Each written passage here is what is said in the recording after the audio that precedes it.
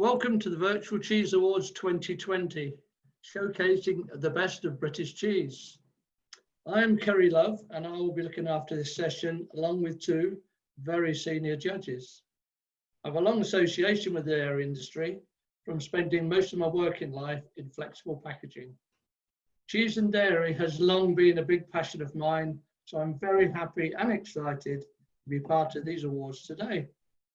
This morning, we are judging the cheese classes, and one to be judged now is Best Organic Soft Cheese. The cheese with the most points is the winner and will go forward to the best of category stage. The two judges will now introduce themselves, explain the scoring system, and then carry out the judging. So first up to introduce themselves is Richard Newell. Yes, good morning everyone. As Kerry said, Richard Newell. Been in cheese making now for 38 years. I think I started when I was about 5 years old.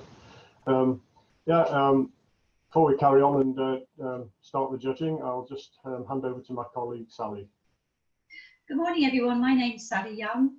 I've worked in the dairy industry for around about 30 years now, and predominantly in cheese making.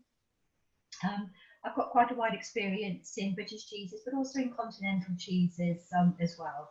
So with that, I'll hand back to Richard and we'll discuss how we're going to carry out the scoring. So many thanks, Sally. Yeah, so our first class is soft organic cheese, which is a great starter for us today because we only actually have two samples in this class, samples number 238 and 239. So I'm thinking we're going to start with number 238. We've already taken it out of the packaging ready. And lovely close textured cheese. Looks as though possibly, Sally, it's got a hint of paprika on the outside. Yes, I think it could well have. It's certainly got some colouring on the outside, or certainly on the surrounding edges of the cheese. When we're doing this judging, viewers, we're looking at all different attributes such as aroma, flavour, body and texture. How true to type it is, a bit tricky in this particular class because it's an open class. But basically we're looking and scoring. We won't bore you all online with every score for every sample, but I can assure you that there's quite a rigorous scoring system goes on in the background to make sure that we maintain a nice sense of subjectivity. Shall we try it? I think we should, yes. I'd already had a little sniff of it, but it's got a really lovely cheesy aroma, very typical of what we can say is a cheesy smell. It's almost like fresh cheese. Yeah, there's some nice lactic smell. A bit like Dairy Lee, really. A little bit like Dairy Lee, yes. Quite a soft plastic texture, but very pleasant. Yeah. It reminds me a little bit of a San Polan. It's that sort of what I would call a semi-hard cheese almost. It's not as firm as a cheddar or that type of cheese, but it's certainly not as soft as a soft cheese. A pleasant, mild flavour, quite rich and slight tanginess to it. It's very pleasant. It's a very pleasant cheese, yeah. That's not going to offend anybody at all, is it? That would be a firm family favourite. I think with it being an organic soft cheese, it's hitting the premium market. And whilst it looks very pleasant from the outside, I did think the packaging that it was in was actually probably a little bit commodity. But, yes. It could well be that it's just been put in that for the sake of for this competition. It would probably look. It's obviously been cut from a wheel. It would probably look much nicer presented in its wheel. Yeah, absolutely. Okay, so I've jotted my scores down. As we said earlier, we're not going to bore you viewers with all the details, but for me, I gave that a sort of about 40 out of 60, and we have 6 categories of marks out of 10. Yes. So, yeah. Pretty aligned on that, Sally? I think we're pretty aligned with that one, yes. Okay, so moving on to the next sample. Lovely traditional cheese, looks smear ripened with Bacterium brevilinens, so it's got that very pungent distinctive aroma, and beautifully presented in a bit like the French type cheeses in a small wooden cask. So in terms of theatre, really up there along with the best. Yes, it's how you would expect this sort of cheese to be presented, isn't it? Yeah.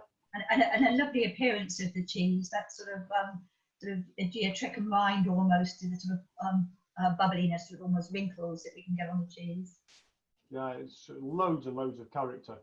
And I don't know if you can see this on the camera, but just like a brie, the bacterium on the outside ripens the cheese from the outside in. And Sally, I think you were mentioning a little bit earlier before we started recording about the core. Yes. Yes, it's we were saying that if the consumer buys this cheese, this is sort of the perfect point that you would want to purchase the cheese. So that's so you can make sure that when you do eat it, there's a little bit of core remaining, so that it's going to last for a couple of days, and that the core will gradually diminish, and the whole body of the cheese will become very gooey. For me, as the cheese is being judged today, I would have preferred to see a little bit less core, but let's eat it and see what we think of it. I'm ahead of you. I've already had a mouthful. Very nice indeed.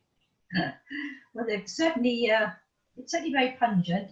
There's a lovely amount of gooiness for the cheese around the outside and underneath the rind. And got that almost like a wash, slightly a yeasty note to it, which just adds character. It's not to the detriment. It's super.